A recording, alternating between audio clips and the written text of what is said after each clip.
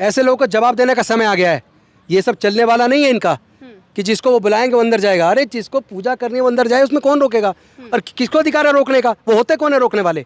उन्होंने बोला कि राष्ट्रपति द्रौपदी मुर्मू ने खुद ही नहीं इच्छा जताई अंदर जाने की। ये तो दो बात हो गई। अभी तो कह रहे हैं जिसको हम बुलाते हैं उसी को अंदर जाने देते हैं, बाकी को नहीं जाने देते। तो दोनों स्टेटमेंट से क्लियर हो गया ना। देखिए जहाँ भी खुदाई होती है 95% केवल बुद्ध निकलते हैं। और अगर सारे मंदिर की मूर्तियों का अगर वस्त्र को उतार के और देखा जाए तो आपको बुद्ध की ही स्टैचू मिलेगी मैक्सिमम में।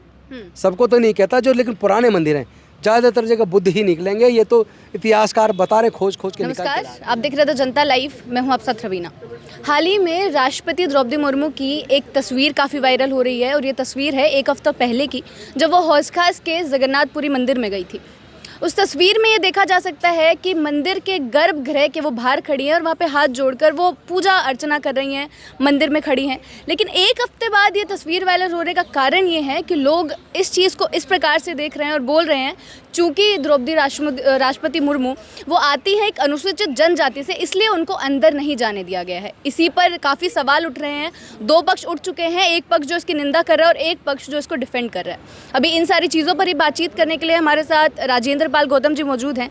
सर, एक हफ्ते बाद ये तस्वीर वायरल हो रही है, मुर्मू जी अपने जन्मदिन के अवसर पर वहाँ पहुँची थी, किस प्रकार से देख रहे हैं, क्या लग रहा है उस तस्वीर को देखकर? वो तस्वीर पूरे भारत को अपमानित करने वाली है।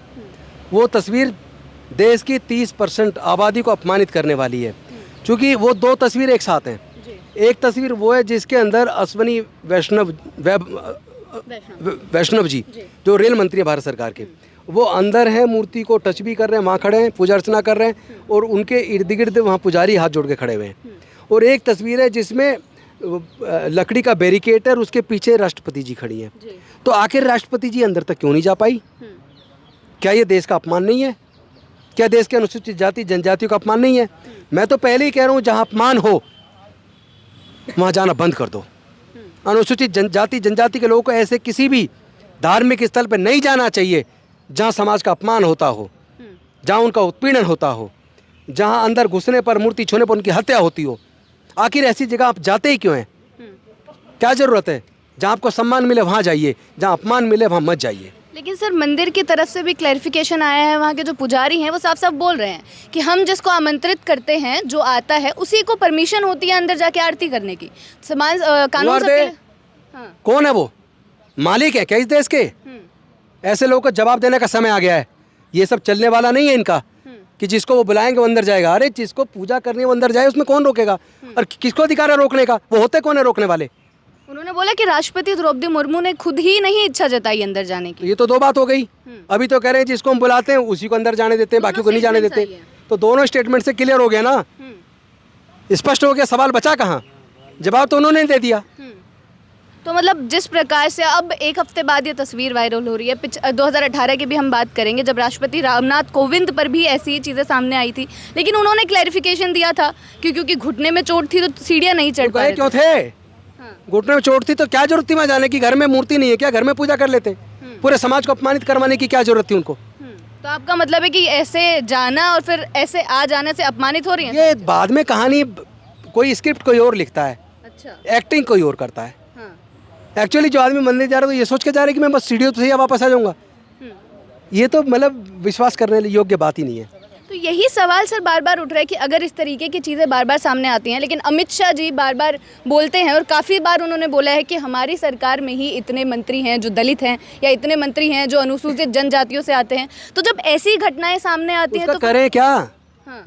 क्या इससे समाज को पूरा प्रतिनिधित्व मिल पा रहा है?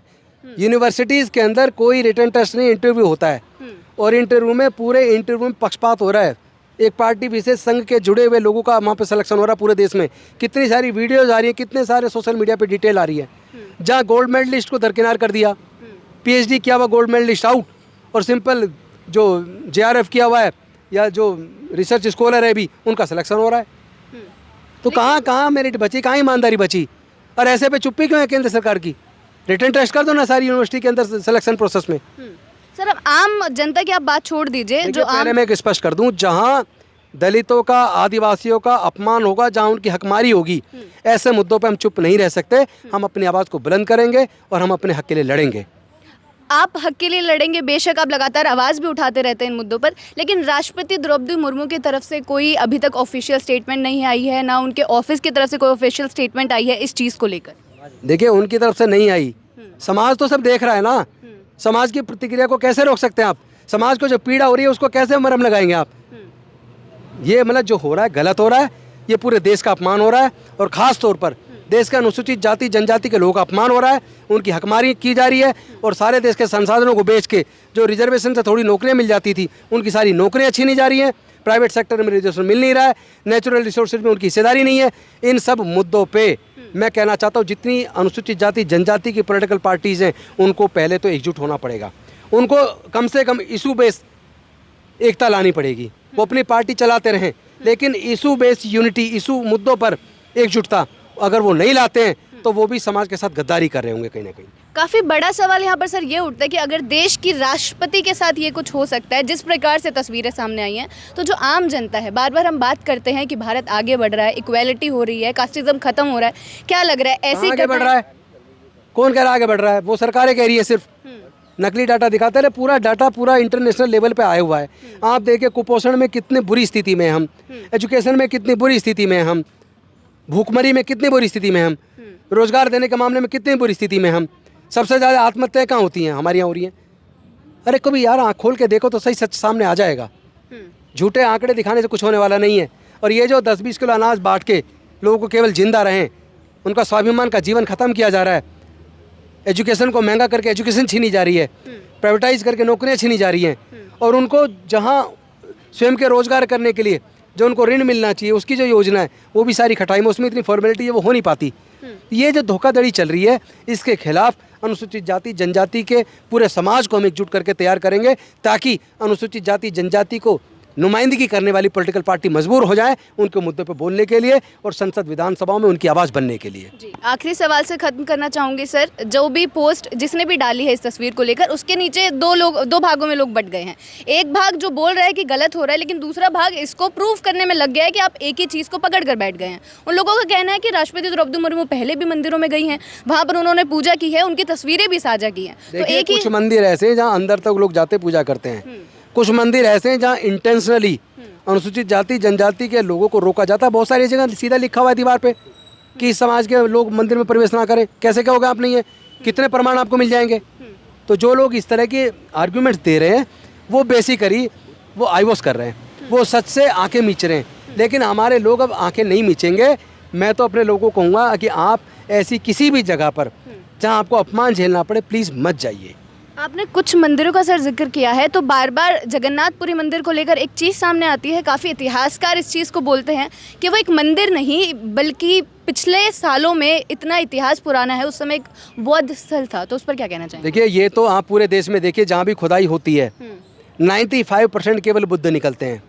और अगर सारे मंदिर की मूर्तियों का अगर वस्त्र को उतार के और देखा जाए तो आपको बुद्ध की ही स्टैचू मिलेगी मैक्सिमम में।